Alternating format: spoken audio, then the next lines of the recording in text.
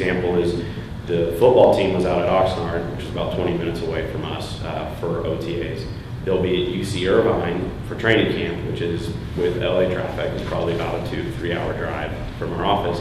Then they're going to come back to California Lutheran, which is in Thousand Oaks, which is 10 minutes north of where our front offices are. And so we still have to move, think about all your content creators, all those people that have to be set up. They're going to go live in the dorms for all the training camp, which is fun and exciting. But again, those are our top priority things. So those are the things that we want to make sure we do well. And so we're focused on those. Got a question already? Yeah. Hey, Ford, can you talk a little bit about the importance of your customer service department right now? I was really impressed when I came out and just saw the ratio of customer service versus salespeople right now as you guys are going through this transition.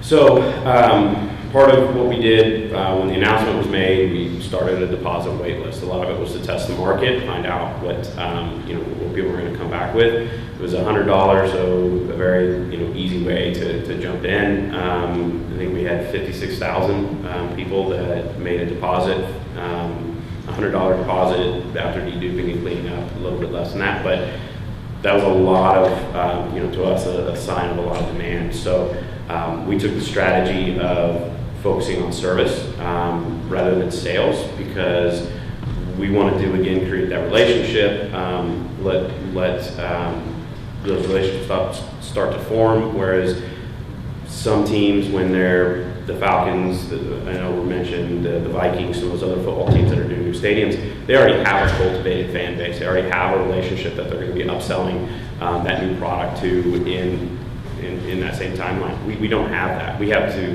build that relationship while trying to sell the new facility as well. So we really focused on making sure, I think right now we have 16 service reps, and that on the ticketing side, and that's really our focus, is to provide a great experience, good customer service, to make sure that our new season ticket members get to know us as an organization, what our culture is, how we operate. So that's a great question. Yeah, I was really surprised. Again, not checking all the boxes, what we had in St. Louis, and then bringing it over. It was, what is that market currently saying? What can we do well, do quickly, and make sure we can execute on? And that was low-hanging fruit in the way I think we went about it. How did you go about learning the local LA market and the customers, the fans, and what they're looking for? That's a great question. The plan is that we'll be trying to engage with our new season ticket members in the market through various surveys. Our whole organization, the top down, is very CRM and data centric. So looking at how our service reps record their calls, things like that, we're throwing those through aggregate systems that we're breaking down every single word that someone typed into a description box, and we're trying to look for commonalities. What are things people talking about that our reps are talking about, and really trying to aggregate that to have a quick understanding. Again, the main focus will be, because we've got that service department, will be just asking them, because there is an affinity for us and people want to get to know the organization. I think our strategy is going to be very much, let's ask, and we could be proved wrong, but the thought right now is that they'll want to build that relationship, so they'll be willing to give us that information just because we ask. Yeah, because you would think the St. Louis Ram fan may be a little different than the Los Angeles Ram fans in the sense of the cities are different. Right. Midwest versus West. There's a lot happening in LA. There's probably a lot happening in St. Louis, but maybe it's different kind of things happening. Yes, it's something top priority that we talk a lot about. That what are the cultural differences, but we're not going to change who we are as a company. We still, one of our community initiatives things that we do every year that we did in St. Louis is we do a playground build. So one day every year with the whole staff, players, coaches, front office, we don't go to work, we go build a playground, or we resodded a football field for a Boys and Girls Club, I think 2 years ago. That's part of our culture and who we are, and our leadership.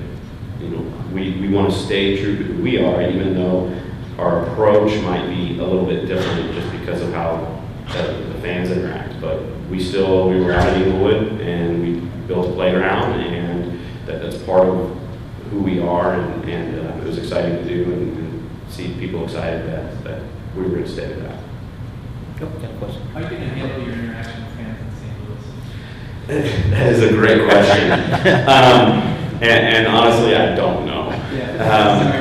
No, it's one of those things that we talk about doing. You just clean the database. We start from scratch, but there's value in that data because they are our fans. Everyone here, whether it's initiatives or not, your brand extends beyond your DMA because you've got fans that are misplaced and are out on the market or stuff like that. So you don't want to alienate them. At the same time, they're probably not really happy right now. So we're not sure how we're going to approach that. Our strategy is right now is we don't want to create and we don't want to elicit an emotional reaction when it's not warranted.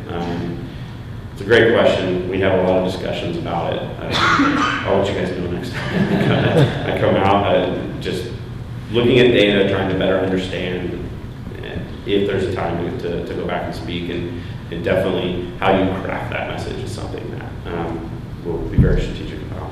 I think we need a mic runner because we're already getting some good questions. Go ahead.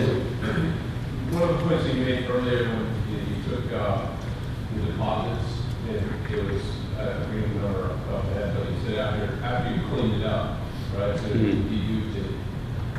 With this move, were you able to put in some data governance and get buy-in across the organization of how important data is? Because the ticket system is a crown jewel by your information. Now you're starting fresh.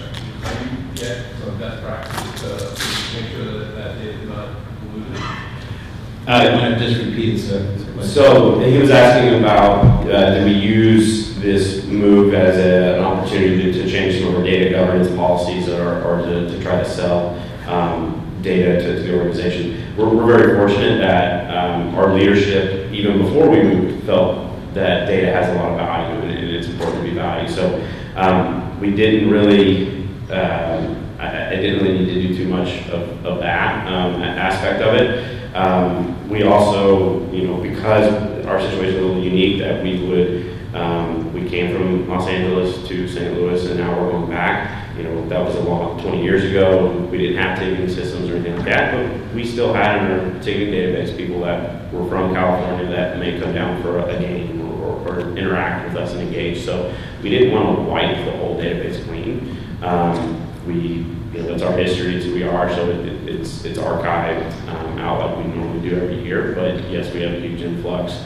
The deduping is a lot of it was people wanted to make sure they got it. They put 2 deposits down when our what we had put out in the public was you only need to put 1 deposit. It's not a deposit per ticket. Those kind of things. So some of it was just user error that we cleaned up from deduping the list. So it wasn't any data integrity or anything like that was an issue.